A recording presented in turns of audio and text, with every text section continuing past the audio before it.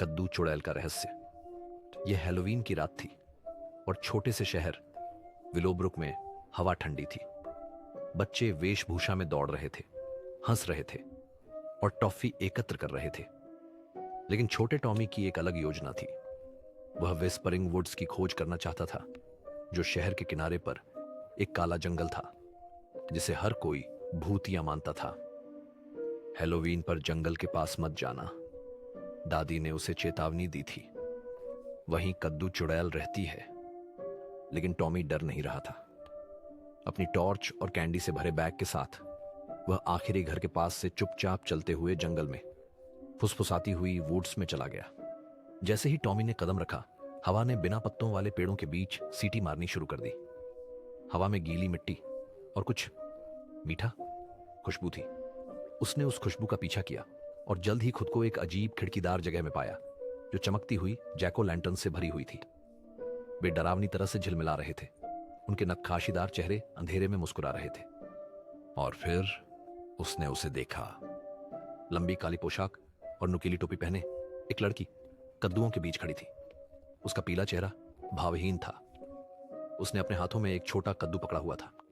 उसे धीरे से पालतू जानवर की तरह सहला रही थी। हेलो, टॉमी ने फुसफुसाया। लड़की ने धीरे धीरे अपना सिर उसकी ओर घुमाया। उसकी बड़ी गहरी आंखें सीधा उसकी ओर देख रही थीं।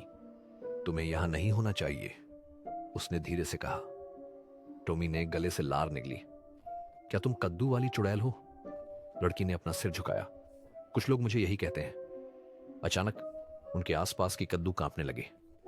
कटे हुए मुंह ऐसे हिले जैसे वे रहस्यों की फुसफुसाहट कर रहे हों। एक ठंडी हवा ने टॉमी के शरीर में सिहरन दौड़ा दी। तुमने कुछ लिया है जो मेरा है, लड़की ने कहा, करीब आते हुए। टॉमी का दिल तेजी से धड़कने लगा। उसने कुछ लिया तो नहीं था, है ना? उसने अपने बैग में देखा और उसके हाथ कांपने लगे। वहां मिठाइयों के बीच एक छोटा सा चमकता हुआ कद्दू था। मैंने यह नहीं लिया, मैं कसम खाता हूं।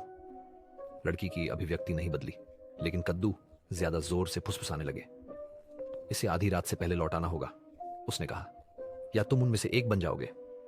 टॉमी ने इंतजार नहीं किया। उसने चमकते हुए कद्दू को जमीन पर गिरा दिया और जैसे ही वह मिट्टी से छुआ, फुसफुसाना बंद हो गया। लड़की हल्का सा मुस्कुराई। तुम अब जा सकते हो, उसने कहा।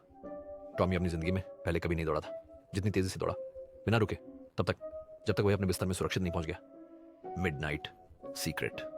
अगली सुबह उसने अपनी दादी को सब कुछ बताया। दादी ने समझदारी से सिर हिलाया। तुम्हें किस्मत ने बचाया, उन्होंने कहा। कद्दू की चुड़ैल चोरों को पसंद नहीं करती। टॉमी कांप गया और दोबारा कभी भी फुसफुसाते जंगल के पास न जाने की कसम खाई। लेकिन उस रात जब उसने अपनी खिड़की से बाहर देखा, तो उसने अपनी खिड़की पर कुछ देखा। एक छोटा चमकता हुआ कद्दू, और वह उस पर मुस्कुरा रहा था। क्या टॉमी कुछ वापस लाया, या कुछ उसका पीछा करते हुए उसके घर तक आया?